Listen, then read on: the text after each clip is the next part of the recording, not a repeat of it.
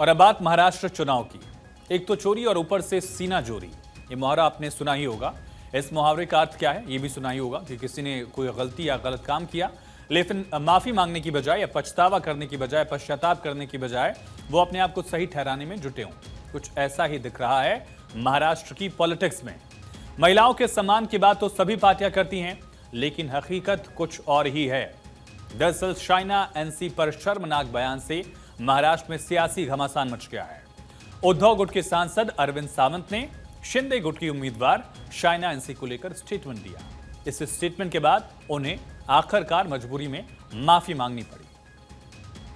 जिस तरह से जो वक्तव्य हुआ, वो वक्तव्य को उसका अलग अर्थ लगाकर जानबूझकर मुझे टारगेट किया जा रहा है, वो मुझे खेद लगता है, दुख लगता है।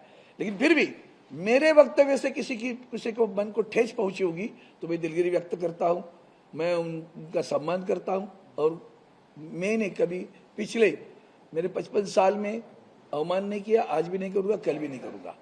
और दूसरी बात, लेकिन जब मैं कर रहा हूं, मेरे ऊपर गुनाह भी दाखिल हुआ, तो मैं अपेक्षा करता हूं कि देश में महिलाओं के सम्मान में पार्टी वाइज नहीं देखा जा सकता। तो अरविंद सावंत के इस माफीनामे से लग रहा है कि साहब ने गलती मान ली है और गलती को सुधारने के लिए माफी मांग लेने में ही भलाई समझ रहे हैं। ये तो अच्छी बात है कि वो अपनी गलती को स्वीकार रहे हैं और अपनी गलती को मानने के साथ साथ माफी भी मांग रहे हैं। यह है अरविंद सावंत, पार्टी के प्रवक्ता भी हैं, मगर उद्धव गुट के ही, उन्हीं के दल के, उन्हीं की पार्टी के एक और सांसद हैं। सांसद का नाम है संजय राउत। संजय राउत अरविंद सावंत की विवादित टिप्पणी को सही ठहराने में जुटे। देखिए कितना हास्यास्पद ये है, विडंबना वाली बात है।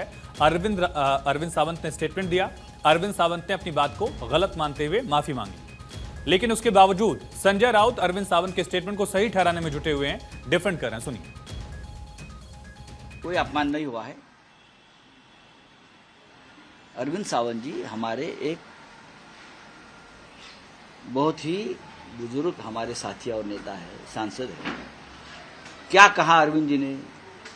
अरविंद जी ने इतना ही कहा है कि ये जो कि भाजपा की महिला उम्मीदवार है वो इम्पोर्टेड है। बाहर से अगर कोई व्यक्ति चुनाव लड़ती है तो उसको लोग कहते हैं बाहर से आई व्यक्ति है, यहाँ की नहीं है, स्थानिक नहीं है, भूमिपुत्र नहीं है, ये भूमि कन्या नहीं है। इतना ही तो कहा है, तो उसका इतना इशू करने की जरूरत नहीं है भाई। उद्धव गुट के नेता और सांसद अरविंद सावंत ने शाइना एनसी के बारे में बेहद ही आपत्तिजनक बयान दिया था। महाराष्ट्र की सियासत में भारी उबाल आया, 2 दिन से मुद्दा गरमाया है। बीजेपी और शिंदे गुट लगातार हमले बोल रहे हैं और आज तो मुख्यमंत्री एकनाथ शिंदे ने खुद इस पर स्टेटमेंट दिया और अरविंद सावंत के स्टेटमेंट पर भड़कते हुए बाल साहब ठाकरे की याद दिलाई कि कितनी निंदा करे उतनी कम है। बाला साहब ठाकरे जी के विचार वाले कहते हैं, और विचार कैसे है देखो, बाला साहब ठाकरे जी अभी रहते तो सही में मुंह तोड़ देते। मैं इतना ही कहूँगा, इनकी फितरत ही है ऐसी। हम गुवाहाटी में तब भी ऐसे ही उन्होंने बदनाम किया था हमारे महिलाओं को, हमारे बहनों को। अभी सारी बहनें ये आने वाले चुनाव में ऐसे जो बहनों का अपमान करने वाले लोग हैं उनको सबक सिखाएंगे। दरअसल शाइना एनसी विधानसभा का महाराष्ट्र में चुनाव लड़ रही हैं। कुछ दिन पहले तक वो बीजेपी में थी, प्रवक्ता थी, लेकिन फिलहाल शिंदे गुट की पार्टी से चुनावी मैदान में उनको टिकट मिला है। इस पर वो सियासत गरमाई हुई है दोनों तरफ से। शाइना एनसी ने अरविंद सावंत के खिलाफ केस दर्ज करा दिया और आज एक बार फिर से उद्धव गुट वाली शिवसेना पर शाइना एनसी भी हमलावर रही। मैंने ठान लिया कि नागपाड़ा पुलिस स्टेशन में ये एफआईआर दर्ज होगा और सच्चाई सबके सामने उस वीडियो में है।